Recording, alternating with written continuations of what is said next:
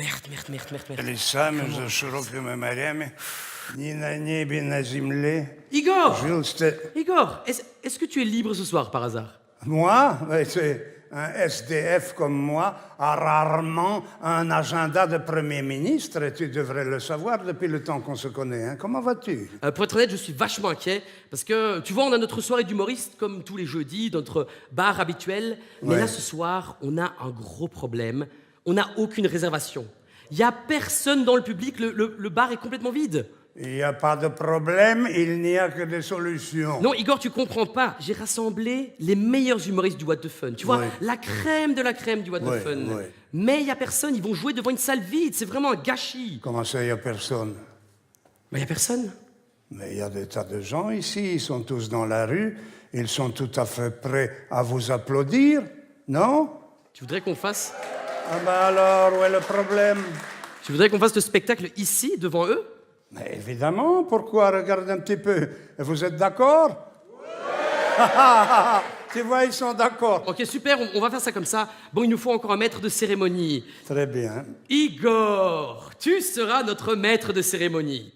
Moi, ici, maintenant, maître de cérémonie. Parfait, je savais qu'on pouvait compter sur toi. Igor, ça va bien se passer, je te fais confiance, ok? Ah non, mais attends.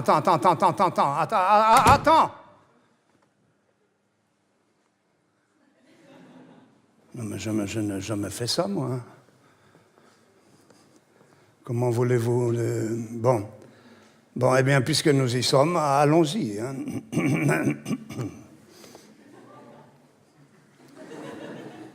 Mesdames et messieurs, Damen und Herren, meine Damen und Herren, Ladies and Gentlemen, daragai publica.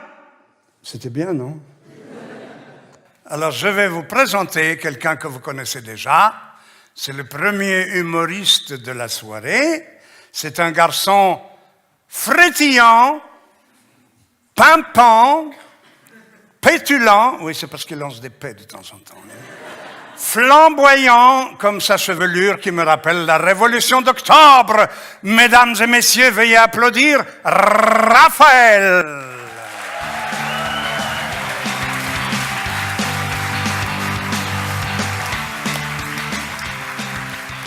Bonsoir, est-ce que vous allez bien? Excellent. Je m'appelle donc Raphaël et je suis très content d'être ici avec vous. Et moi, aujourd'hui, j'ai envie de vous parler de quelque chose qui me pèse vraiment tous les jours, une réalité avec laquelle j'ai dû apprendre à vivre. Mesdames et messieurs, je fais partie de la minorité la plus persécutée de ce monde. Je suis roux. Et en tant que roux, il y a pas mal de mauvais préjugés qui existent sur nous. Je suis sûr que vous en avez déjà entendu. Les roux, on n'a pas d'âme. Apparemment, on est les enfants du diable. Et aussi un autre qui existe, et ça je suis sûr que vous le connaissez, c'est que les roux, ça pue en été. Alors là, j'aimerais bien clarifier quelque chose, mesdames et messieurs, c'est absolument faux. On pue toute l'année, 7 jours sur 7, 24 heures sur 24. Quand ma mère me disait qu'elle allait me passer un savon, ça n'avait rien à voir avec une punition. Et bon, en tant que roux, il y a aussi pas mal d'autres mauvais préjugés, comme par exemple, on dit aussi que les roux, on n'a pas beaucoup de succès auprès des filles, hein, que pour draguer, on n'est pas top. Car après tout, comme le dit le dicton, pierre qui est rousse n'amasse pas moule. Et donc, en tant que roux, moi j'ai souvent ce genre de discussion avec des amis à moi, et ça m'arrive vraiment, où ils me parlent de quelqu'un que je suis censé connaître. Et ils me disent, mais si, allez, tu le connais. Allez, Arthur, le nouveau de l'auditoire, là, mais si. Allez, il est roux, comme toi. Alors à nouveau, j'aimerais clarifier quelque chose. C'est pas parce que je suis roux que je connais tous mes semblables. On n'a pas un groupe Facebook pour les roux. Quand je croise un autre roux dans la rue, on se fait pas un petit clin d'œil en pensant « Hey, on est roux !» Mais bon, voilà, bien que dans la communauté rousse, on pourrait croire qu'on se tient les coudes et qu'on se soutient l'un l'autre, il y a aussi des discordes dans nos rangs. Hein, parce qu'il y a une partie de la communauté rousse qu'on n'apprécie pas du tout. Peut-être que vous les connaissez déjà. C'est les blonds vénitiens. Alors, pour ceux qui ne voient pas trop ce que c'est les blonds vénitiens, c'est comme une version Aldi des roux. Hein. Ils ont un semblant de couleur dans les cheveux, ils n'ont pas souffert quand ils étaient jeunes. Et du coup, quand moi et mes boys, tu vois, mon groupe, on se balade dans la rue, ou comme nous on s'appelle les trous roux, quand on croise un blond vénitien, il faut qu'il change de trottoir. Hein. Chez nous, vaut le proverbe blond vénitien dans ta gueule, mon poing. Mais bon, je rigole bien sûr, on n'a pas de club de roux Mais ça serait chouette d'avoir un club de roue. Tu vois, avec des critères d'admission et tout. Faut connaître les 10 saisons de poils de carottes par cœur. Si tu prends plus de 3 douches par semaine, tu te fais expulser. Et puis comme, vous voyez, le peuple juif, il a Israël, et ben nous aussi, on devrait avoir notre peuple, notre terre promise. Tu vois, un endroit juste pour les roues. Rouland. Ou encore mieux, le 3e rouille. Un endroit où on pourrait enfin s'épanouir, loin des narines sensibles et des vidéos YouTube gênantes. Et puis comme les Israéliens, on devrait aussi avoir une minorité à oppresser, tu vois, eux, ils ont les Palestiniens. Et ben nous, on aurait, qui ça pourrait être? Les blonds vénitiens! Blonds vénitiens, poignard dans les reins! Tous les jours, vous entendrez aux nouvelles parler de tirs de rouquettes et d'attaques de terroristes. Mais bon, n'oubliez pas, mesdames et messieurs, que le gène roux est un gène récessif. Donc en soi, il ne faut pas être roux pour l'avoir. Ça ne se voit pas, c'est invisible, c'est comme le sida. Et donc, si ça se met, vous et votre partenaire n'êtes pas roux, et à la naissance, un petit Ron Weasley. C'est un risque qu'on court tous. C'est un peu la roulette rousse de la vie. Bon, moi, à côté d'être roux, je cumule un peu les minorités parce que je viens aussi des cantons de l'Est. Je viens de la communauté germanophone. Et pour être un peu plus précis, moi, je viens de Eupen, qui est une ville de 17 000 habitants et qui fait aussi office de capitale de la communauté germanophone. Bon, moi, personnellement, je trouve que c'est un peu gonflé de donner le titre de capitale à un village de 17 000 pecnos. Hein. C'est un peu la même chose qu'appeler ton chihuahua Destructor ou ton micro-pénis Gargantua. Et je sais de quoi je parle, j'ai un chihuahua. Et donc, en tant que germanophone, il y a bien sûr aussi des préjugés qui existent sur nous. Je suis sûr que vous avez tous un petit préjugé sur les gens qui viennent de la communauté germanophone. On est un peu... Voilà. Si ça venait des coulisses, c'est super spontané. Ça, j'aime bien. Mais voilà, les gens de temps en temps disent qu'on est un peu nazi. Et là, j'aime bien clarifier les choses. C'est absolument vrai. On est tous des nazis. Tous des nazis. Ça se voit dans la vie de tous les jours. Hein. Quand on se croise dans la rue, on se fait des high five. Notre taille de botte préférée, c'est le XSS. Et quand on part en vacances l'été, on va pas à Knock, on va pas au stand. Retour aux racines, voyage familial à Auschwitz. Ouais, bon, je sais que c'est une blague un peu limite et qu'il y a peut-être des personnes dans le public que ça a blessé. Je tiens à m'excuser. Juste pour voir, il y a des juifs dans la salle ce soir? Non? Aucun? Ils sont plutôt efficaces, les Allemands. Deutsche Qualität. Bon, je vous rassure, la partie Dieu donné du spectacle s'arrête là. On vous aime bien, les Juifs. Mais donc voilà, moi, quand je présente la Belgique à des amis à moi, je dis toujours, les Flamands, c'est un beau peuple avec une langue ridicule. Et les Wallons, c'est un peuple ridicule avec une belle langue. Et les germanophones, c'est un peuple ridicule avec une langue ridicule et ils ne savent pas trop ce qu'ils font là. Et d'ailleurs, petit rappel, en Flandre, on parle le néerlandais. En Wallonie, on parle le français. Et dans les cantons de l'Est, on parle le cancer de la gorge, aussi communément appelé l'allemand. Hein. Parce que bon, je vous ai déjà dit, moi j'ai assez dur à draguer en tant que roux, mais en tant que roux germanophone, ça devient carrément impossible. Donc il y a des langues plus glamour que l'allemand, on est quand même d'accord. Hein. Je veux dire, rien que déclarer sa flamme dans d'autres langues, ça donne ça. Ti amo, te quiero, je t'aime. Là, tu sens la chaleur, la séduction, la sensualité. En allemand, ich liebe dich. Là, tu sens le viol imminent. Et moi, je trouve que le moment le plus flagrant où on remarque la différence d'intonation entre le français et l'allemand, c'est quand tu parles à quelqu'un qui est bilingue. Et moi, ça m'arrivait, j'invente pas ça, c'est absolument vrai, ça m'arrivait tout le temps. Quand j'étais jeune, j'avais un pote qui s'appelait Simon et sans autre, j'appelais chez lui à la maison pour voir s'il était là. Et sa mère, qui est bilingue, décrochait. Et ça se passait plus ou moins comme ça. Oui, bonjour, ici Raphaël. Je voulais savoir, est-ce que Simon est peut-être là? Bonjour, Raphaël. Oui, Simon est dans sa chambre. Je fais l'appeler. Un instant, s'il te plaît. Simon, komm sofort da unten! Es ist Raphaël! Will mit dir sprechen! Il arrive tout de suite. Mais bon, voilà, je crois que vous avez vu, moi, ça me fait un peu marrer de parler de mes minorités. Et les minorités en général, c'est quelque chose qui m'intéresse. Et une minorité de laquelle on parle de temps à autre, pas forcément bien, c'est les femmes qui portent le voile. Et moi, je vous dis tout de suite, moi, j'ai aucun problème avec les femmes qui portent le voile. Tant que c'est volontaire, tu mets ce que tu veux sur ta tête. Hein. Il y a des gens qui mettent des crocs, il y a des filles qui se baladent en sarouel. En Belgique, t'es libre, tu mets ce que tu veux. Mais bon, moi, en tant que roux, je dois aussi dire que je comprends particulièrement bien la stigmatisation que subissent les femmes qui portent le voile.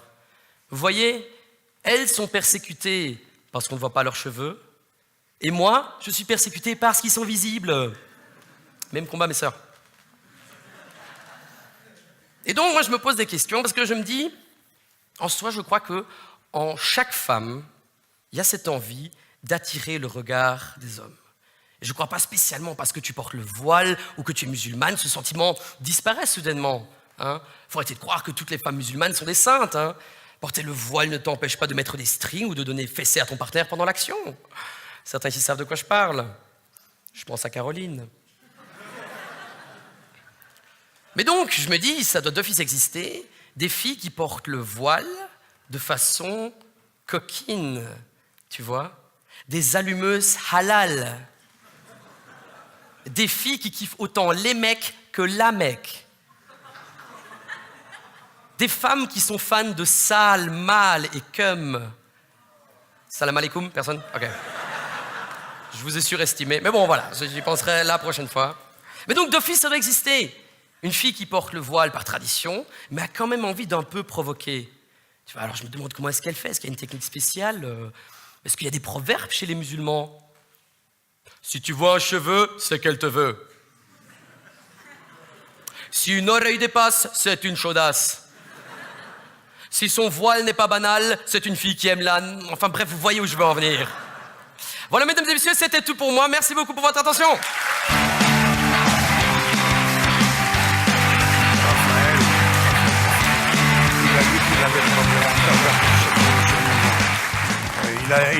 Si j'ai bien entendu, il a dit qu'il avait des problèmes avec ses cheveux. Mais il n'a qu'à faire comme moi, n'est-ce pas? Et puis il a dit aussi qu'il avait des problèmes avec les odeurs corporelles. Mais là, il peut aussi faire comme moi, il n'a qu'à devenir SDF. Alors, plus aucun complexe avec ses odeurs. Oui. Ah, ce n'est pas fini, non. À propos de particularités, on dit que j'ai parfois un accent. Vous trouvez que j'ai un accent? Non, hein? Je n'ai pas d'accent. Mais pourtant, je ne viens pas d'ici, ça c'est vrai. Et j'ai beaucoup de plaisir à vous observer ici en Belgique. Et je ne suis pas le seul, parce qu'il y a là un autre humoriste qui a fait sa spécialité dans l'observation de l'Homo sapiens belgicus. S'il vous plaît, faites un triomphe à Dave Parker.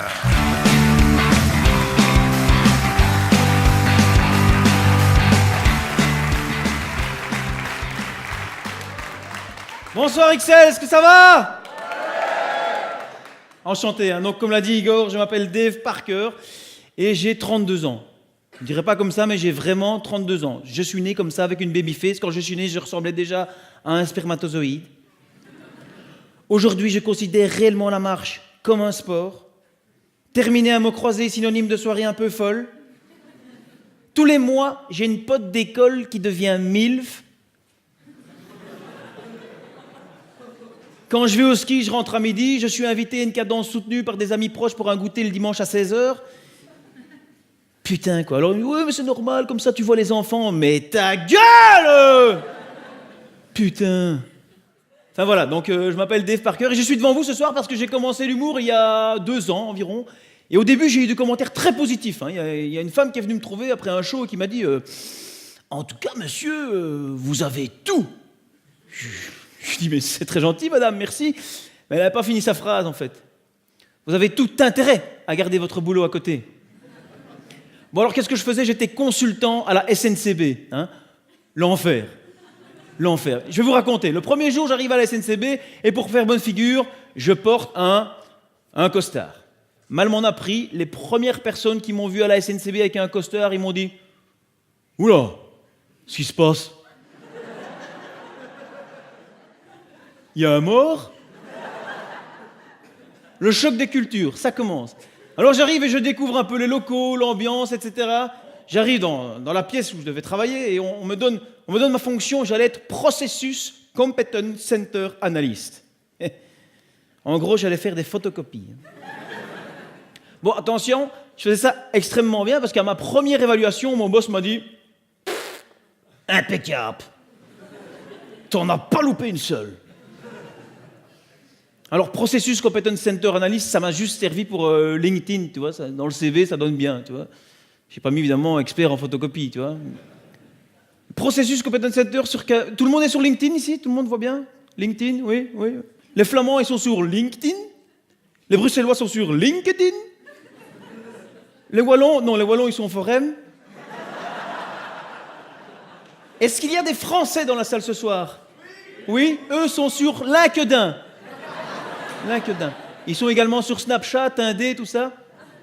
Alors, la spécialité de la SNCB, donc comme je vous l'ai dit, c'est ne rien foutre. Ne rien foutre. Il y a des gens qui travaillent à la SNCB ou quoi? Oh. Non mais c'est ne rien foutre, ça c'est la spécialité. Et s'il faut foutre quelque chose, il faut le faire, mais alors doucement. Hein? Moi, mon boss, il arrivait le matin, il me dit « Dis, tu sais me faire ces 20 photocopies, s'il te plaît? Tu as 6 heures. » Je dis « Mais qu'est-ce que je fais le résultat? Si tu veux, mais doucement. » Non, mais c'était l'enfer. Donc, vous comprenez que dans ce cas-là, j'ai pas pu rester là-bas. Et donc, j'ai voulu un peu diversifier mes activités. Hein, c'est important, il faut diversifier. La diversification, phénomène bien connu, inventé par la marque Peugeot. Du génie, les mecs. Ils se sont dit « Dis, Michel, il en a marre de faire des voitures. Mais oui, tu as raison, Serge, on va aussi faire des moulins à poivre. » La diversification. Et c'est pour ça que je me suis dit maintenant, fini les baraquis de la SNCB, je vais faire barman dans un petit côté du Châtelain, ici, pour les péteux. Hein. Et alors, c'était très marrant parce que souvent, en fin de service, il y avait toujours bien un péteux qui voulait encore boire un verre alors que le bar était fermé, tu vois. Oui, bonjour, une bière, s'il vous plaît. Je fais, non, désolé, mais le bar est fermé. Non, mais moi je suis quelqu'un d'important. Une bière, s'il vous plaît. Je fais, non, désolé, ce n'est pas possible. Écoutez, voici 50 €, gardez la monnaie, mais moi, je bois encore une bière. Alors, je dis, non, c'est fermé. Et alors, je regarde le billet de 50 €, et là, je me dis qu'on a tous en nous quelque chose d'Axel Witzel. Je prends le billet de 50 et je lui donne, évidemment, hein. Enfin voilà, ça c'est un peu ma petite carrière. Hein. J'ai commencé avec les baraquis de la SNCB. Hein. Je suis actuellement occupé avec les péteux du Châtelain. D'ailleurs, est-ce qu'ici à XL, il y a des péteux dans la salle?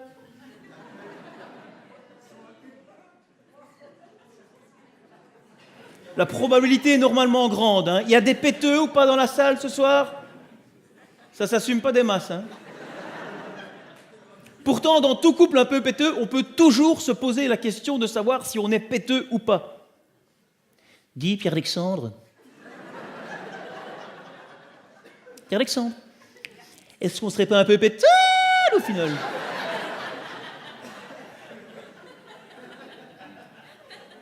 Mais enfin, Marie-Alix. Mais pourquoi dis-tu ça? Mais je sais pas, tu joues quand même au billard avec des clubs de golf?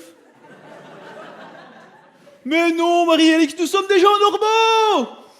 Tu dois être tendu. Allons dans le jardin faire un petit tennis. Ceci dit, chez les baraquis, on peut se poser exactement la même question. Est-ce qu'il y a des baraquis dans la salle ce soir?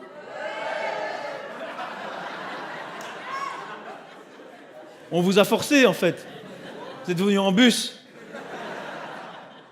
Parce que c'est vrai que dans tout couple de baraquis, on peut se poser exactement la même question. Dis, Marcel, est-ce qu'on serait pas un peu des baraquis, nous autres?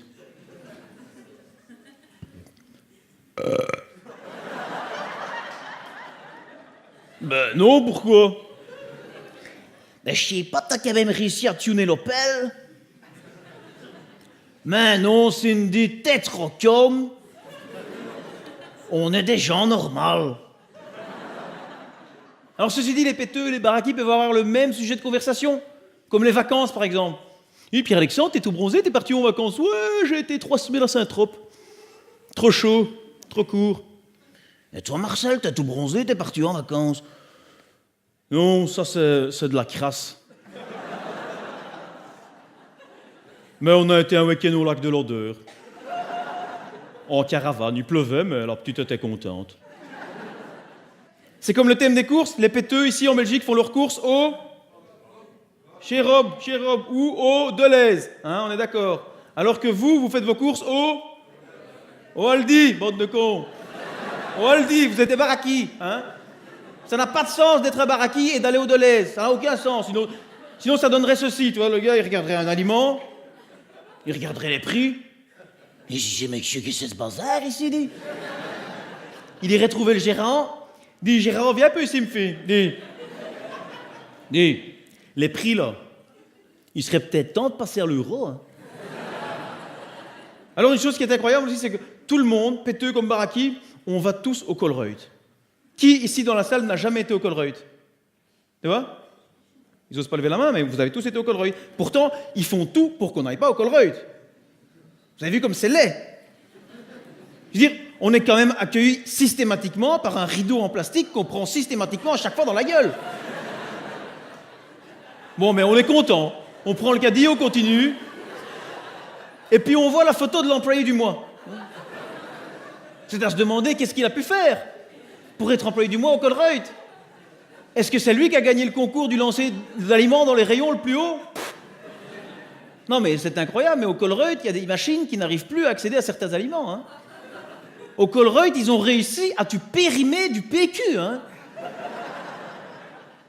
Alors on continue notre petite balade, hein, puis on arrive, ce qu'on adore tous, c'est les dégustations. Ah ben oui, évidemment. Et là, il faut faire attention, parce qu'il faut faire attention à l'ordre des dégustations, hein. Les puristes vous le diront, si vous gérez correctement l'ordre des dégustations au Colruyt, il y a moyen de souper. Alors on continue, on arrive au rayon boucherie.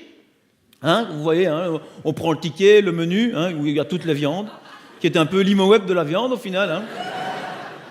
Et alors ici à Bruxelles, on dit que votre commande est prête dans les deux langues. Tu vois, la commande portant le numéro 164 est prête à la boucherie. De bestelling met numéro 164 is klaar aan de beenhouwerij. De beenhouwerij. Moi, pendant tout mon cursus scolaire, on m'a toujours dit la boucherie, c'est de slagerij. Tu arrives au Colruyt, c'est de beenhouwerij.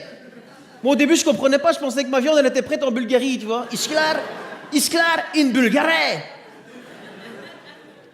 Mais les très riches, ils n'aiment pas aller au Colruyt. Les très riches n'aiment pas aller au Colruyt. Pour plusieurs raisons, d'ailleurs. Déjà, la première chose, ils disent que c'est mauvais goût. Deuxième chose, ils arrivent, ils se disent mais à chaque fois que tu vas chercher un légume, tu te tapes un rhume. Et alors, imaginez le vieux riche qui arrive à la caisse. Hein, il arrive. Alors, il lui faut déjà du temps pour capter que le caddie qui est vide devant, c'est pas quelqu'un qui va revenir. Et alors, vous pensez à moi la prochaine fois, vous essayez de remettre le caddie exactement là où le caissier veut. Ça n'arrive jamais. Vous avez le caissier, c'est bonsoir. Vous avez la carte extra. Et donc le vieux riche, il voit qu'on prend des aliments d'un caddie et qu'on le remet dans un autre caddie. Et vous n'avez pas de sac. Non, vous devez aller chercher des caisses dans le rayon. Attendez, je dois aller chercher des caisses dans le rayon. Non, c'est vraiment...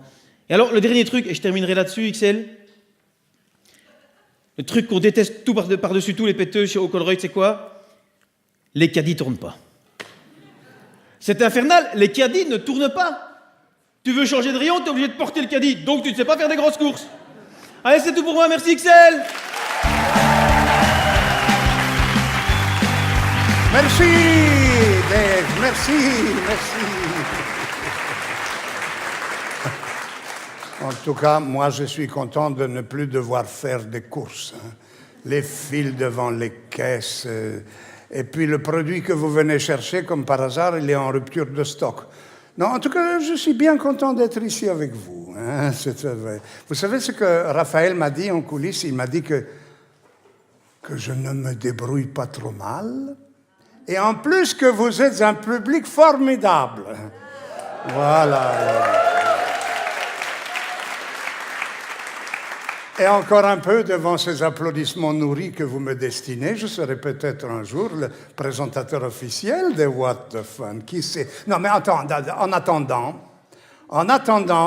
je vais vous présenter le prochain humoriste, ou plutôt la prochaine humoriste. Elle est à la fois charmante et terrible. J'ai nommé, et vous faites du bruit pour elle, Ornella!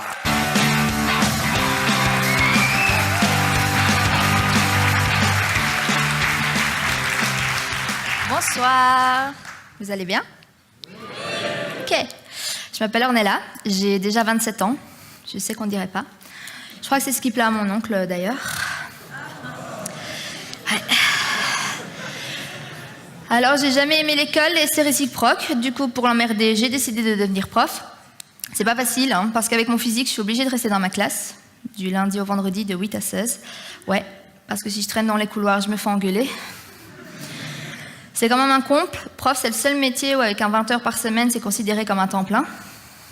Alors vous, qui travaillez 40 heures, vous considérez mon job comme un hobby, j'accepte. Là où c'est chaud, c'est quand mes élèves se posent des questions, quoi. Genre un jour, en fin de cours, j'étais tranquillement en train de me servir un café cognac. Je suis obligée pour tenir le coup. Là, il y a un élève qui s'approche qui me dit « Madame, vous êtes coiffeuse ?» Non, je suis ta prof d'anglais. « Ouais, mais dans la vraie vie, je veux dire. » Dans la vraie vie, tu m'as déjà entendu ronronner, je suis pas un chat, j'ai qu'une vie, je suis juste ta prof d'anglais. C'est dingue, comme si moi je pouvais cumuler et travailler 2 jobs, quoi. Il faut jamais oublier d'où l'on vient. Moi, je suis de Charleroi. Ouais, chez nous, on cumule les handicaps, pas les jobs, quoi. Alors, ce qui est chouette avec la communauté française, c'est qu'on peut choisir sa zone d'enseignement. Et moi, comme je suis born to be wild, j'ai choisi le Hainaut. Ouais, ça me permet d'avoir un public super large dans mes classes. Ouais, parce que mes élèves ont entre 12 et 25 ans. Oui, tu peux avoir 25 ans et toujours en secondaire. Alors forcément, dans mes classes, il y a des filles et des garçons. Les garçons, ils essayent tous, absolument tous, de me choper. Des fois, c'est mignon. Des fois, c'est un peu moins mignon. Je vous explique. D'abord, j'ai droit au classique « Madame, vous sentez bon ». Bon, chez nous, c'est un signe extérieur de richesse, je les comprends. Alors, je sais pas vous, mais moi, j'étais super nostalgique des petits mots qu'on s'envoyait en classe. Et cette année-ci, j'ai reçu un petit mot qui disait « Madame, je sais que c'est pas poli, mais je veux vous ken ». Si vous vous posez la question, celui-là, je le classe dans les mignons. Ouais, parce qu'un jour, j'ai eu droit à « Hé, madame, franchement, bien les boobs !» What? J'étais choquée. Enfin, la moitié de femmes en moi était choquée, mais quand même flattée, j'avoue. Mais la moitié prof d'anglais était ravie. C'est un génie. Il a utilisé un mot de vocabulaire qu'on n'avait pas vu ensemble. J'étais obligée de lui mettre un point bonus. Alors, ce que je préfère vraiment, ce sont mes échanges avec les filles, parce que les filles, elles m'apprennent la vie, la vraie. Par exemple, elles m'ont appris à avorter avec du monsieur propre. Ouais. Ouais.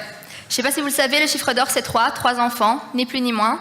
Parce qu'après, oui, t'as des allocations majorées, mais tu dépenses tout sur un petit pot. Ça vaut pas le coup. Et bon, à partir de 3 enfants, t'es obligé d'avoir une Citroën Picasso, et c'est franchement moche. Ouais. Mais il n'y a pas que ça. Elles m'ont appris le swag. Est-ce que vous savez ce que c'est, le swag? Non? Le swag, c'est super simple. Vous achetez une paire de baskets à 150 € et vous ne courez jamais avec. Vous avez vu mes cuisses? Je fais ça depuis que j'ai 14 ans, quoi. Moi, quand je porte des baskets, c'est absolument pour rien faire, certainement pas du sport. Il y en a certains parmi vous qui sont abonnés chez Basic Fit? Ok. Ben, moi, je suis abonnée chez Basic Fat. J'ai choisi mon camp. Ah, ne reste pas seul. Merci. Alors, j'adore mon job, vraiment, mais si je devais donner un point négatif, c'est que ça me donne pas du tout envie d'avoir des enfants. Je sais pas vous, mais moi, ça me dégoûte quand on est neuneu avec des enfants. Attention, hein, je dis pas que j'ai quelque chose contre les bébés, les listes de naissance, les poules pondeuses. D'ailleurs, j'adore ma mère. C'est pour ça que je vais faire comme elle et que je vais attendre 60 ans avant de me reproduire. Alors oui, tomber enceinte à 60 ans, c'est choquant. Enfin, ma mère, ça l'a choqué 2 secondes puisqu'elle avait l'Alzheimer. Je suis obligée de vous expliquer comment, c'est super simple. Elle était invitée à une soirée, elle n'avait pas de cadeau, elle avait oublié. Du coup, elle a fait avec ce qu'elle avait sous la main, enfin plutôt sous la jupe. Grosse soirée. Il danse, il chante, il graisse sa prothèse de hanche. Alors, il faut savoir que ma mère disait pourtant avoir un stérilet en cuivre. Bon, après analyse, il s'est révélé que son gynéco lui a juste fourré sa Rolex. Du coup, me voilà.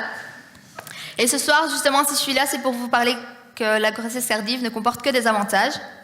Déjà, t'as pas cette grosse montée de pression de l'annoncer à tes parents, ils sont plus là. Et puis, si t'aimes pas tes gosses, ça peut arriver, t'en as pour 10 ou 15 ans maximum. Après, c'est chacun sa vie ou chacun sa mort, c'est vous qui voyez. Mais puis, il n'y a pas que ça.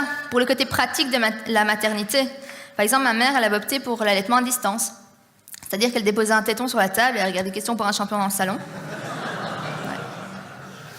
Bon, c'est vrai qu'il fallait que je tète assez vite parce qu'après 2 minutes, c'est du fromage à raclette.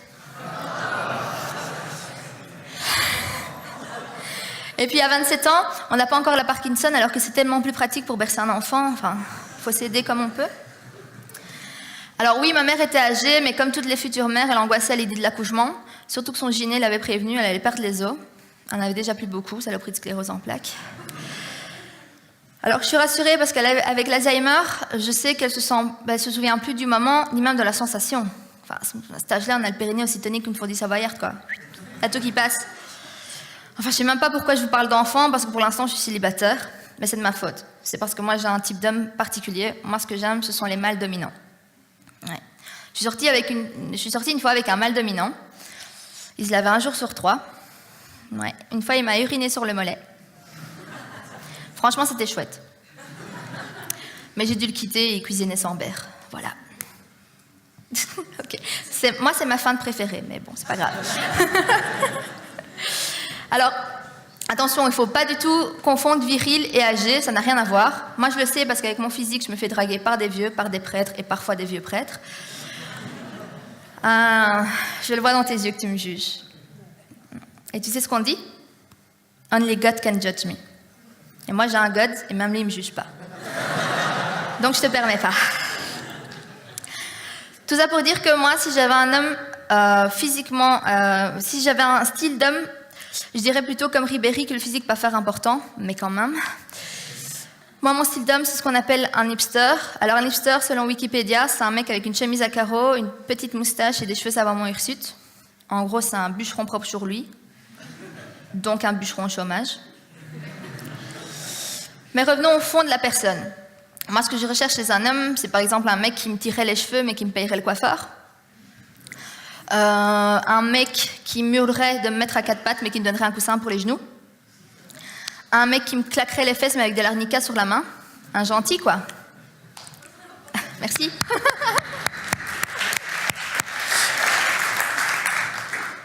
Alors, moi, je trouve ça vraiment triste que maintenant, le sexe prime sur l'amour. N'en déplaise à Cendrillon, Minnie et Natacha Kampusch. Les longues et belles histoires d'amour n'existent plus. Ouais. C'est triste. Moi, je suis la première à plus y croire. Ou au contraire, j'y crois un peu trop. Un peu comme Adèle et ses 3 albums. Moi, je suis le genre d'ex à demander un test de paternité pour un bébé qui n'existe pas, juste pour garder le contact. Voilà. C'est ça l'amour aujourd'hui. C'est quand on aime les gens, on va en prison. Sans transition aucune, parce que j'ai pas envie d'en faire, je vais vous parler d'alimentation. Je sais, je suis mal placée vu mes cuisses. En gros, non, c'est pas un jeu de mots pourri. C'est comme si le ministre des Pensions décidait des 67 ans pour tous, sauf lui, où Michael Schumacher et son lit d'hôpital seraient les parrains du marathon de Bruxelles. Il y a une discordance, quoi.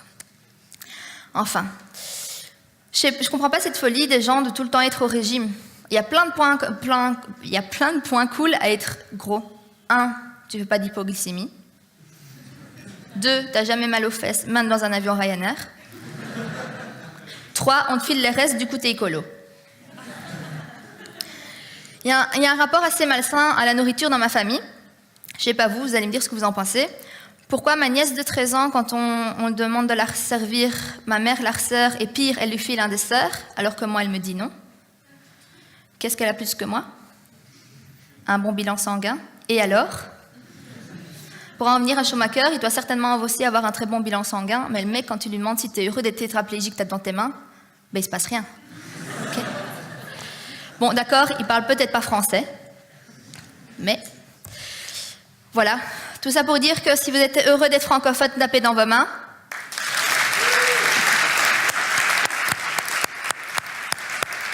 Je crois que c'est le moment de la standing ovation. Donc, levez-vous.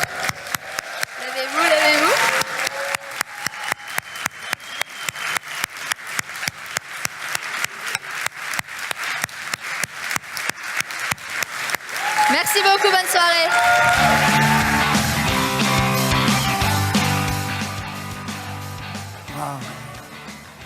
Oui, la jeunesse, les enfants, l'amour. Moi aussi, j'aurais voulu vivre une vie comme ça, mais Ce n'est peut-être pas trop tard, non? Il y a peut-être ici une Ivanka qui voudrait bien d'un homme comme moi, non? 55 ans. 80 kilos, 1,82 m. 17 dents et demie, oui. Non, personne? Oui, je comprends, vous êtes timide. Bon, nous allons continuer la soirée avec un jeune homme débordant de trépidation et qui va vous emmener dans la lecture de son passé. Faites un grand applaudissement pour le trépidant Gaëtan!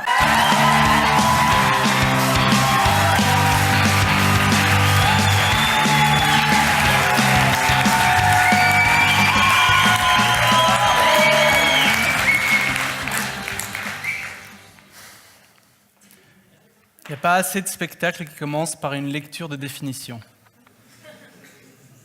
Pourquoi? La monarchie absolue du droit divin est un régime politique dans lequel le pouvoir du roi est légitimé par la volonté d'une divinité. Parce que ça sert à rien ce qu'on vient de faire. Je suis là pour vous parler d'un problème, d'un fléau qui ronge le cœur des enfants, qui noircit leur âme et détruit leur destin. Je veux bien sûr parler de l'école primaire. L'école primaire, c'est quoi? C'est tes parents qui t'annoncent déjà du jour au lendemain qu'ils veulent passer beaucoup moins de temps avec toi dans la vie de tous les jours. Et que ton éducation ne les regarde plus du tout. C'est pour ça qu'ils vont t'enfermer dans une institution, 8 heures par jour, tous les jours, qui sera remplie d'inconnus qui vont te juger et te noter. Ok, ça c'est juste un traumatisme irréversible comme un autre. Non, le vrai problème avec l'école primaire, c'est que c'est exactement comme la monarchie absolue du droit divin. Pam! Il en avait parlé au début de son spectacle. Quelle écriture de malade! Waouh! Moi je suis impressionné. Moi aussi. Waouh! Moi je suis amoureux. Ouais.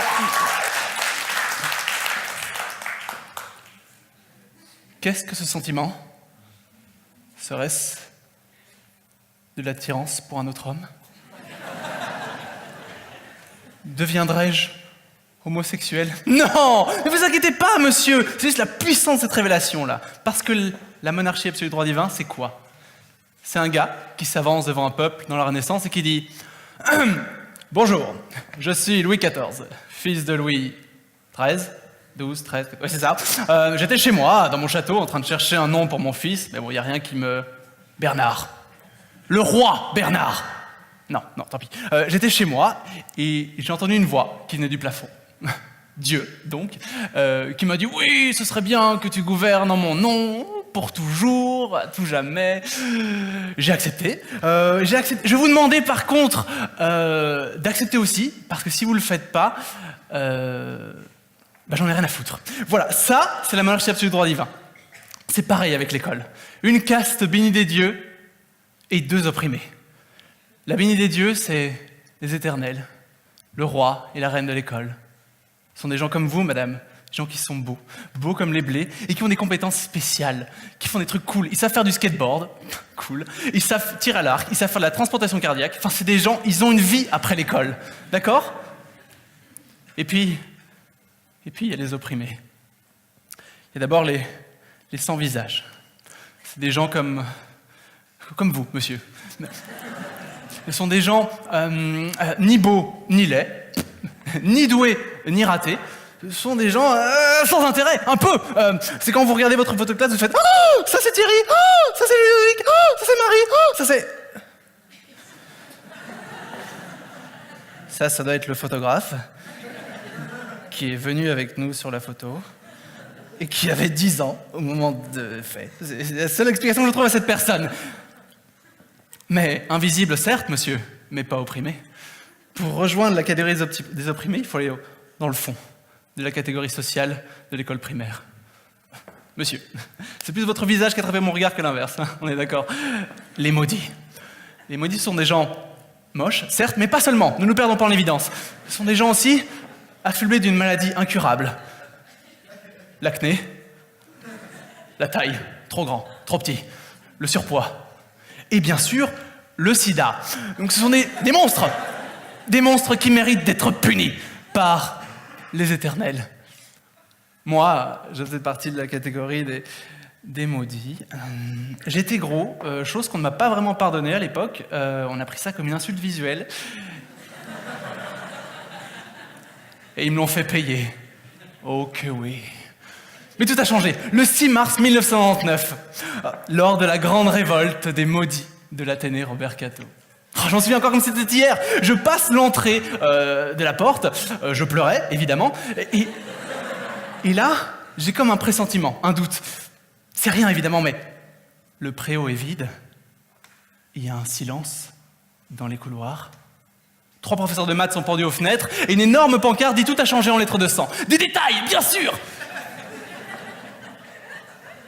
J'étais convaincu de mon fait. Et quand j'arrive dans la cour de récréation, la grande révolte des maudits. Tout avait commencé apparemment le matin même, par le lynchage matinal de Grégoire Actard, un camarade maudit à moi, albinos de son état, chacun sa croix.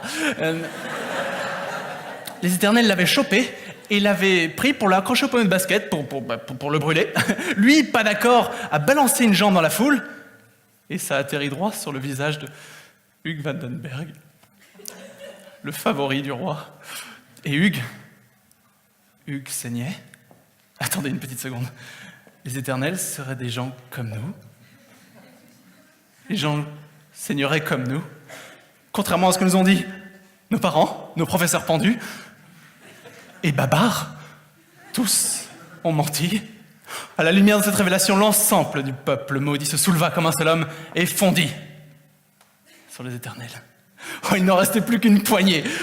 Mais parmi eux, Quentin Greland, le roi de l'école. Il devait son titre au fait qu'il avait fait l'amour à l'âge de 8 ans. Oh, il avait des preuves, il avait des photos, mais bon, c'était chez sa grand-mère à Louvain-la-Neuve, et du coup c'était compliqué de les apporter à l'école. Surtout, arrêtez de poser des questions, de toute façon. Quand on le regardait dans les yeux, on savait que cet homme avait fait l'amour avec quelqu'un d'autre que lui-même. Il ne s'avoua pas vaincu. Il sortit 2 lattes qu'il façonne en épée de fortune, et il la prit, la brandit et moulina dans la foule. Tous mes camarades maudits tombèrent, les uns après les autres. On appellera ça d'ailleurs plus tard l'épisode de la grande latte. C'est pour l'histoire. Moi, sans réfléchir, je fonçais vers lui, je dis « Quentin Greland, tête de gland !» Il y a eu un silence, et puis un tremblement de terre qui gagnait le cœur de chaque maudit, et tous comprirent. Quentin Greland n'était plus. Et lui aussi le comprit d'ailleurs. Il partit dans les toilettes, se cacher à tout jamais, et on ne le revit plus jamais. Mais moi, j'étais devenu le nouveau roi de l'école. Enfin, c'est comme ça que je suis devenu plutôt pro-école. Ça s'est mieux passé après, parce qu'on trouve des trucs très cool à l'école. Les fables, par exemple. Les fables, c'est cool. Moi, j'y comprends rien, personnellement, mais les fables, c'est super cool. D'ailleurs, c'est marrant que vous me parliez de fables, parce que ça fait exactement 322 ans que Jean de La Fontaine est mort. Et quand quelqu'un est mort depuis si longtemps, ça se fête. Alors, je vais vous faire une lecture de la fable de Jean de La Fontaine, Le corbeau et le renard. C'est une feuille blanche, hein, ne vous inquiétez pas, c'est un accessoire théâtral pour mieux vous faire croire à la magie du spectacle. Ça aussi d'ailleurs, c'est pas un dictionnaire, c'est une encyclopédie. Avis critique, c'est pour vous. Le corbeau et le renard. Maître Corbeau, sur un arbre perché, tenait dans son bec un fromage. D'où est-ce qu'il le sort, le fromage? D'où est-ce qu'il le sort? Genre, aucun fromager s'est dit dans la vie « Oh, pour contourner la crise, je vais me relocaliser dans la forêt. » Non, personne ne dit ça. Et puis même, il ne me semble pas que les corbeaux soient des grands amateurs de fromage. On ne dit pas « Oh, moi j'aime le fromage, mais Francis, lui, c'est un vrai corbeau. » Non. Non, personne dit ça. Et puis qu'est-ce qu'il fout tout seul comme un con, ce corbeau à cet arbre-là? C'est quoi son projet pour la journée? Oh, je reste là avec un fromage, c'est tout. Cette fable a à peine commencé, j'ai déjà plein de questions. Maître Renard, à l'odeur alléchée, lui dit « D'où est-ce qu'il sort? D'où est-ce qu'il sort, le renard? D'où est-ce qu'il sort, là? C'est pas possible! Il doit sortir quelque part. Il doit sortir d'un ruisseau, d'un volcan, je m'en fous! Il doit sortir quelque part, sinon ça veut dire qu'il se téléporte. Et alors, un renard qui se téléporte, je veux dire, la fable, c'est plutôt chaud, quoi. Hein. La fable se joue entre un corbeau mangeur de fromage et un renard qui se téléporte. Je crois que je sais qui va gagner la fable. Hein. Merci pour le suspense. Maître Corbeau, comme vous êtes beau, comme vous êtes joli. sans mentir, si votre ramage se rapporte à votre plumage, vous êtes le phénix des hôtes de ces bois. Ok, alors on va arrêter tout de suite, ça, il faut appeler la police, parce que ce renard va clairement violer ce corbeau. Alors, un viol, c'est pas cool contre une personne. Un viol contre un corbeau, c'est encore moins cool. Violer un corbeau pour du fromage, carrément pas cool. Et puis c'est quoi le procès derrière? Votre honneur, maître ours. Oui, parce que je pense que dans le monde des animaux, ce sont les ours qui font les juges. Voilà, je le sais. Voilà, je le sais. Votre honneur, maître ours. Certes, mon client a violé un volatile pour du laitage, mais il y avait une raison. C'est parce qu'il avait faim. Oui, il y a beaucoup de gens dans le procès. Mais ça se passe tous les jours, hein. C'est quand même important comme procès. Et puis, Jean de La Fontaine ose terminer sa fable par le renard chope le fromage et dit au corbeau: Maître corbeau, apprenez que tout flatteur vit aux dépens de celui qui l'écoute. Et il se barre. C'est du vol. Clairement, il a vu que ça lui appartenait, c'était dans son bec. C'est quoi le projet? C'est quoi la morale de la fable, du coup, hein, que tu veux enseigner aux enfants, Jean de La Fontaine? Hey, les enfants! Si vous voyez quelque chose que vous aimez bien, mais qui appartient à quelqu'un d'autre, faites en sorte que ça tombe au sol. Quand ça tombe au sol, ça appartient à plus personne, c'est au trottoir. Le trottoir, c'est ma gueule, d'accord? Tu le chopes et tu lui fais « va te faire foutre ».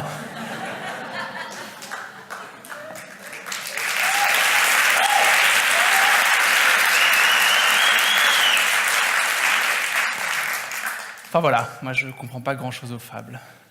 Merci beaucoup, c'est tout pour moi.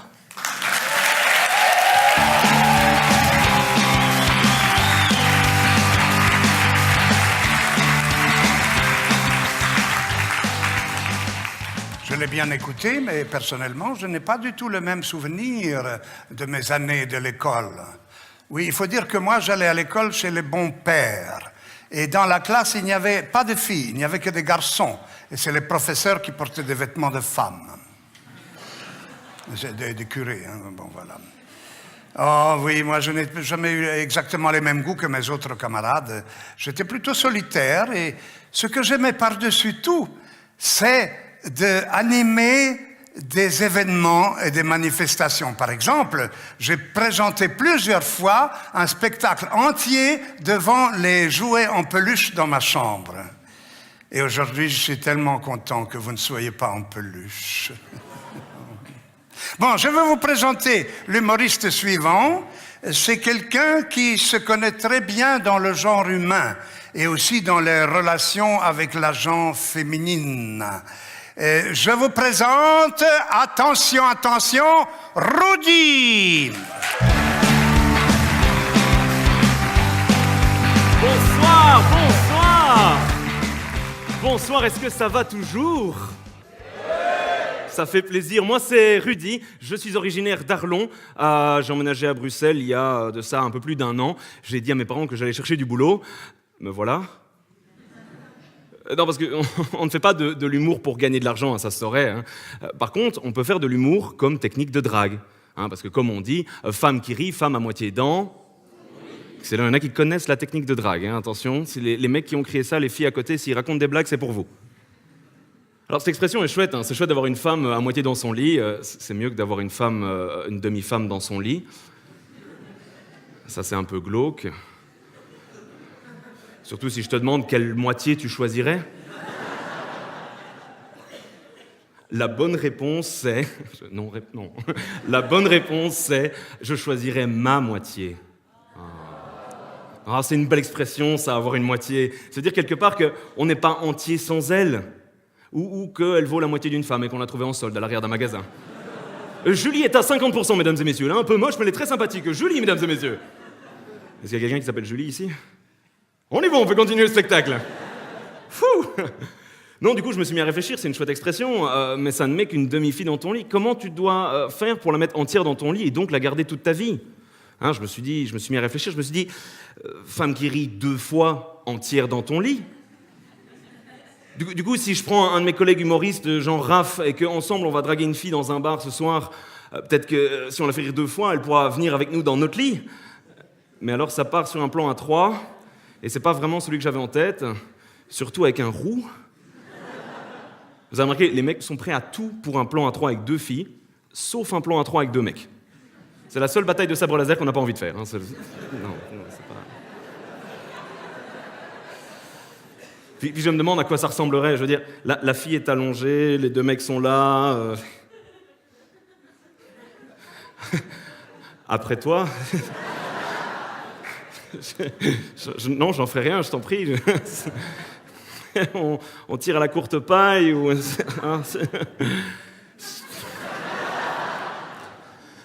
Non, du coup, j'ai continué à réfléchir et je me suis dit, peut-être que si on dit femme qui rit à moitié dans ton lit, peut-être qu'on dit femme qui lit à moitié dans ton riz. Du coup, j'ai acheté un livre, mais j'avais pas envie de partager ma nourriture. Et là, ça m'a frappé. Femme qui rit à moitié dans ton lit, femme qui danse te laissera une chance. Parce que les filles, elles aiment danser. Et elles aiment encore plus les mecs qui les font danser. C'est pas vrai? Oui. Pourquoi? Où est-ce que dans l'histoire de l'évolution de la drague, on en est venu à ce mécanisme-là? Je veux dire, je comprends, il y a longtemps, il fallait trouver un homme fort pour être protégé, ou il fallait un homme riche ou intelligent pour s'entretenir, mais à notre époque, est-ce qu'une fille un jour... Est-ce que les filles font ça? Ils regardent le mec qui danse dans le club et ils font « Oh, waouh, il danse trop bien !» Je suis sûr qu'il fera un partenaire de vie idéal et un super papa pour mes enfants. Alors c'est vrai qu'on dit un mec qui danse, c'est un mec qui sait bouger son corps et du coup dans le lit c'est sympa, hein, mais c'est faux. Hein. Moi une fois je suis parti danser, j'ai dansé comme ça pendant toute la soirée. Il n'y a aucune fille qui est venue me voir. Hein. Non, du coup je me suis quand même mis à danser par cette danse timide que tous les mecs apprennent, hein, le lever, décaler, déposer.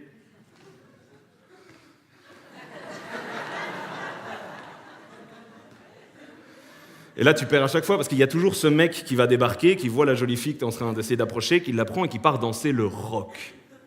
Ah, le rock. La fille, elle fait 2 tours, elle t'a oublié, peu importe le nombre de verres que tu lui as payé. C'est comme si les filles avaient un détecteur de mouvement dans la tête et que quand elles tournaient, ça libérait de l'endorphine. Genre, oui! Encore! Du coup, je me suis dit, c'est d'office pour ça que les petites filles adorent les tours de manège. Hein, et puis c'est pour ça que les femmes adorent les tours de lave-linge. Qui a écrit cette blague? Non, du coup, je me suis dit, je vais battre le mec à son propre jeu et je vais apprendre la salsa. C'est faux. Aucun mec ne se dit par lui-même, je vais apprendre la salsa. Un mec qui sait danser la salsa, il est soit latino, soit il est tombé dans le panneau par cette terrible technique subtile de psychologie féminine inversée. Quelle phrase difficile à dire. Chérie, viens prendre la salsa avec moi. Non. Chérie, viens prendre la salsa avec moi. Non. Bon, alors j'irai la prendre avec quelqu'un d'autre. D'accord, je viens. Parce que je suis un mec jaloux. Hein, et je trouve ça normal d'être un mec jaloux, même si c'est pas vraiment logique quelque part. Hein. Un mec jaloux, il veut la plus belle femme du monde. Il veut qu'elle ait des beaux yeux, qu'elle ait un beau sourire, qu'elle ait une belle personnalité. Et une fois qu'il sort avec, c'est comme si tout ça lui appartenait. Et que la femme ne pouvait être plus que sexy que pour lui. Là, il n'y a pas de blague, c'est juste que j'avais envie de vous faire comprendre que j'étais un connard jaloux. C'est comme ça, c'est pour moi, c'est normal. Je veux dire, est-ce que vous ne pourriez pas être des connards jaloux? C'est à ce moment-là, je cherche un couple dans l'assemblée et vous êtes tous genre... Là! Excellent! Non? Oui, non? Cette blague tombe à l'eau. À la suite du spectacle. Non, mais du coup, il n'y a pas que les techniques d'humour ou de danse pour draguer une fille. Hein. Je veux dire, depuis des millénaires, les mecs ont utilisé d'autres techniques. Hein. Comme je disais, à la préhistoire, l'homme devait se montrer fort. Hein. Il partait chasser pour protéger sa femme et ses enfants. Alors qu'à notre époque, c'est à peine s'il a envie de se cacher pour se protéger de sa femme et ses enfants. Puis je veux dire, à l'époque féodale, l'homme partait pour fendre des dragons pour faire descendre les demoiselles de leur tour. Et maintenant, c'est à peine si nous dragons pour faire descendre les demoiselles sur nos tours. C'était la partie poétique du sketch. Puis ça a évolué, la chevalerie, c'est devenu la galanterie. Galanterie qui, attention, n'est pas toujours facile à employer de nos jours. Hein. C'est difficile d'essayer d'être galant sans paraître misogyne. Hein. Je veux dire, exemple, excuse-moi, est-ce que je peux t'offrir un verre? C'est un sketch, je vais rien t'offrir du tout. Non, je n'ai pas envie d'un verre. Je suis une femme, je suis indépendante, je gagne mon propre argent, je peux me payer à boire et à manger, merci. Donc tu voulais juste la rencontrer. Excusez-moi, est-ce que je peux vous aider à porter ce colis? Il a l'air très lourd. Non, je suis une femme forte et indépendante, vous n'avez pas à me diminuer comme ça, je peux le porter toute seule. Tu voulais juste l'aider. Excusez-moi, est-ce que je peux vous tenir la porte? Non, je suis une femme forte et indépendante, je peux... Et vous voulez juste me mater le cul quand je passe? Alors que tu voulais juste la regarder quand... C'est un mauvais exemple. Mais tout ça, c'est des aventures d'hommes célibataires et moi, je suis en couple. Et j'aimerais dire que la vie en couple n'est pas moins aventureuse que la vie de célibataire comme on peut le croire. Et par là, je vais utiliser un exemple. Je n'ai jamais vu un mec revenir un soir vers son groupe de potes et leur dire « Les gars, hier, j'ai été acheter des tampons. » Et ça, c'est une vraie aventure pour un mec en couple. Le mec qui arrive pour la première fois dans ce rayon de l'hygiène féminine, à la vulve tranquille, c'est Christophe Colomb dans un nouveau monde. Je veux dire, on voit des couleurs qu'on n'a jamais vues, on voit des ustensiles qu'on n'aurait jamais voulu voir. Et dans le rayon, tu vois directement la différence entre les deux types d'hommes qu'il y a. Le mec qui est en couple depuis 10 ans, le mari niveau 40, avec plus 5 en charisme et plus 3 en relation de couple et de famille. Lui, il a une photo sur son smartphone, il compare la boîte, il la peint dans son chariot, il est parti, on l'a pas vu. Le mec qui vient d'atteindre ce stade de la relation qui rappelle les réalités du corps humain, qui se trouve à la descente de la courbe de la passion et à la montée du train-train quotidien dans un couple. C'est un peu après chérie, je t'ai entendu pisser pour la première fois, et un peu avant chérie, je t'ai vu pisser pour la première fois. Mais du coup, tu es perdu dans ce rayon. Je veux dire, tu attrapes une boîte, il y a tellement d'indications dessus. Il y a le nombre de gouttes. Donc j'imagine qu'il représente la quantité de liquide bleu, si la TV m'a bien appris l'anatomie féminine. Du coup, j'imagine que c'est comme quand tu choisis un film sur Allociné. 4 gouttes sur 5. Emma Watson a dû tourner dans la publicité.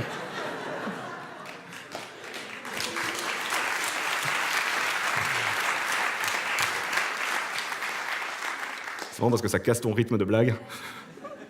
Du coup, tu prends une autre boîte. Il y a des autres indications. Avec applicateur. Sans applicateur. Qu'est-ce qu'un applicateur ? Question que tu n'as pas envie de te poser, à laquelle une femme n'a pas forcément envie de répondre. Qu'est-ce qu'un applicateur ? Oui, toi. Non, mince, c'est moi. Tu utilises la cup. Publicité Youkou en plein spectacle.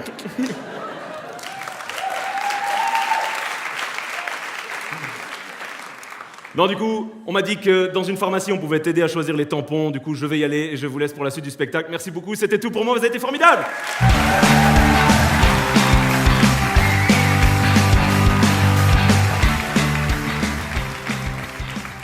Je ne suis pas sûr d'avoir tout compris. Je crois que je devrais beaucoup m'appliquer avant de tout comprendre. Oui, parce que j'ai remarqué qu'il y a un petit bar très sympa, là, à côté à la sortie, où on pourra tous aller prendre un verre tout à l'heure. Voilà. Bon, on est bien ici, non? On est très bien. Mais ce serait encore beaucoup mieux s'il y avait de la musique. Ah, parce que la musique n'adoucit pas toujours les mœurs, mais elle met beaucoup d'ambiance. Musique, maintenant, non, rassurez-vous, ce n'est pas moi qui vais chanter. Et lui, ce n'est pas le musicien, c'est simplement le lanceur de micro. Je vous prie de les accueillir comme ils méritent, Ish et Salva.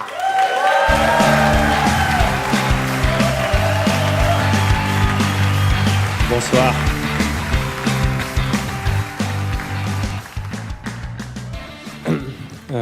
Bonsoir. On est Ish et Salva. Ish et Salva. Et on fait de la musique. Ouais, voilà. Salut, ça va? Oh, mon Dieu. Bon, alors la première chanson, ce sera pour une fille qui, dans la salle, aurait l'air potentiellement triste et seule. Et désespérée. Et désespérée, surtout. Du coup, elle. Au hasard, c'est pas personnel. Ou bien... Non, mais enfin, je sais pas, entre peut-être vous là. Il y en a 5 là, on va dire les 5. Trop de ficelles. Ah, c'est pour vous qu'on. C'est pour vous.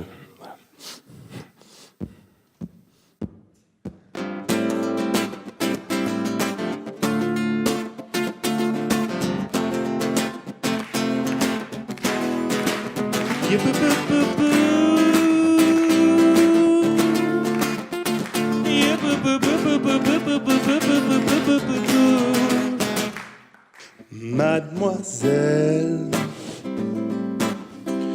vous semblez bien seul. Votre regard en dit long, il me raconte que vous avez souffert.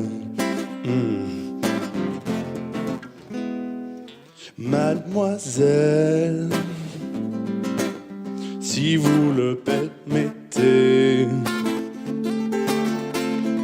laissez-moi vous offrir ce qu'aucun homme ne vous a jamais offert. Car vous êtes une déesse qui méritait bien mieux qu'un amour sans promesse, quelque chose de sérieux, une relation sans trahison, sans la moindre contrefaçon, et où il ne sera pas question d'être tout nu dans un lit. Non, non, non, non, non, c'est l'amour platonique. C'est l'amour platonique. Un amour sans complexe, une union magnifique, une relation sans sexe, a quelque chose de magique. C'est l'amour platonique. Oh, c'est l'amour platonique. Je serai à jamais votre petite amie, car vous me dépassez d'un bon centimètre et demi. Oh yeah. Oh, est-ce que vous me permettriez,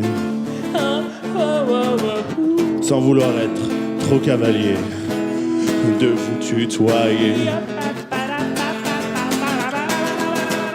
Si je te prends la main, ça ne signifie rien. Si je te lèche le doigt, c'est parce que tu crois. Si je veux rencontrer tes parents, c'est parce que les miens sont chiants. Si en robe je te trouve jolie, c'est parce qu'au fond je t'envie. Ça te va bien cette taille 36, et les couleurs t'amincissent. La matière c'est du tissu, sérieux ben je l'aurais pas cru. Et puis j'aime trop les motifs, et la coupe est trop belle, je veux porter des robes. Merci.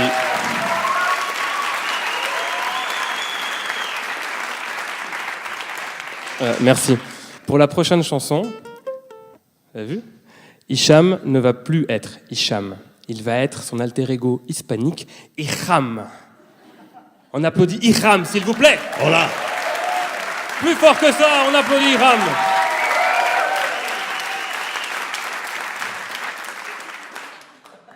Et Salva ne sera plus Salva. Salva sera présent. Salva. On applaudit Salva, s'il vous plaît. Gracias. Arrête de te faire applaudir toi-même, c'est super mégalomane. C'est vrai. C'est une chanson pour tous nos amis hispaniques. Nous sommes désolés s'il y en a dans la salle. Andale. 1, 2, 3, 4.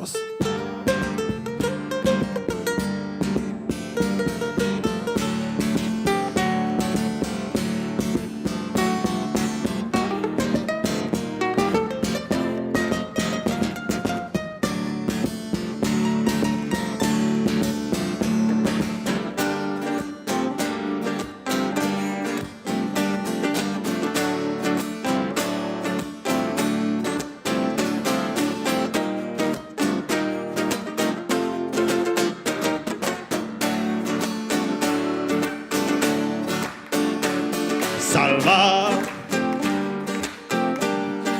j'ai quelque chose à te dire, quelque chose de bien pire qu'une déclaration d'impôt. Hicham, mais qu'as-tu donc à me dire? Quelque chose de bien pire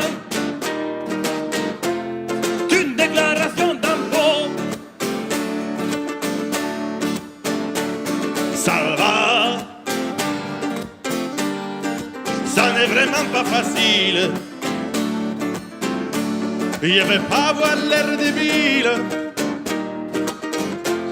en te disant mon secret. Hicham, je sais que ce n'est pas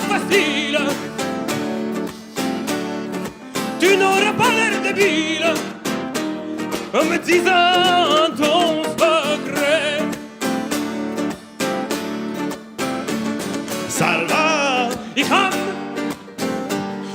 il y a un gros poids sur le cœur, un gros poids sur le cœur. et il libère mon malheur. Oui, libère ton malheur. Il a mangé ton sandwich.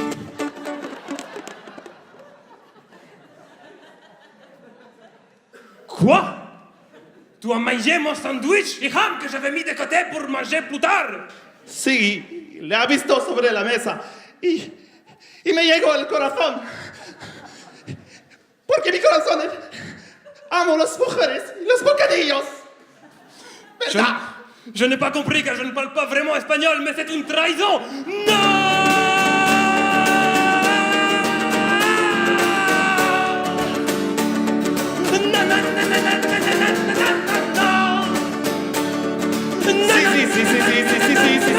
Si.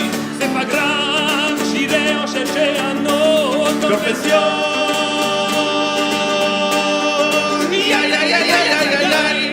On frappe dans les mains.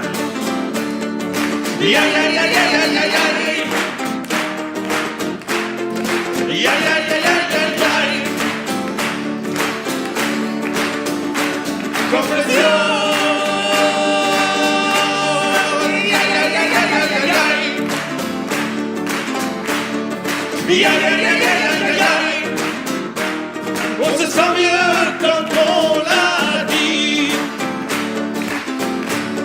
Quand on l'a dit.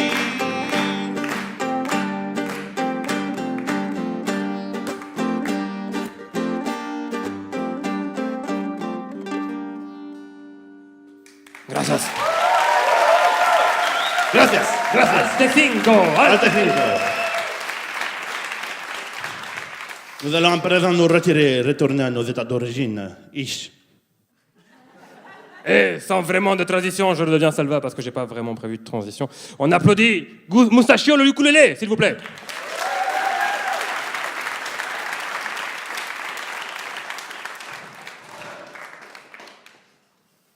Tiens, reprends ce truc. Parce que je sais pas vraiment jouer. J'ai tapé dessus parce que c'était pour... Alors la dernière chanson, parce que c'est déjà la dernière chanson. Oh. Merci madame.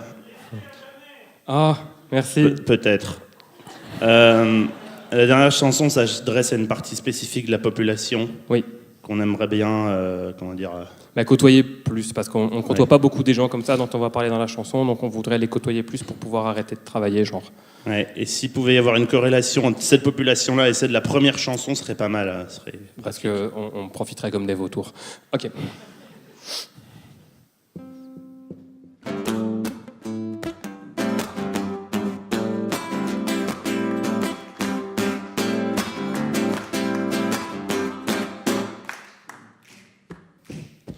Les princesses, elles sont tellement jolies. les princesses, Elles sont toujours gentilles. les princesses, Font des caca babillons. ce sont des cacas qui sentent bon.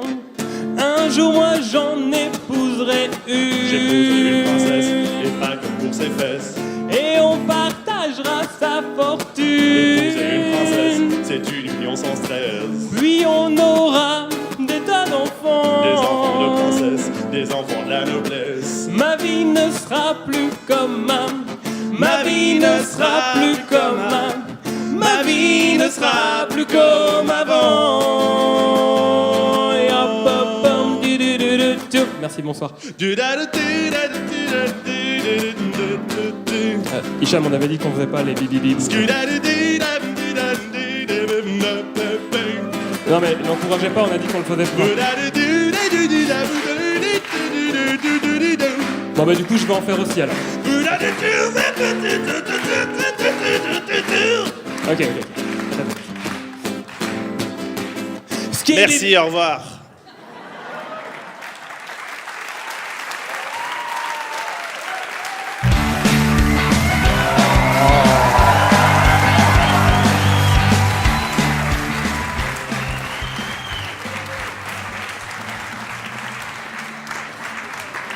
Quel talent, messieurs, dames, quel talent. Vraiment, ils ont des chansons qui vous restent dans la tête. Hein. J'espère qu'ils vont me donner une cassette à la sortie. Hein. Pardon? Ça n'existe plus, les cassettes? Oh, je suis dépassé par les événements. Non, je suis vraiment content d'avoir passé cette soirée avec vous. Nous arrivons à la fin de notre spectacle. Et ça a été vraiment... Igor, tu as été magnifique. Il a été magnifique, non?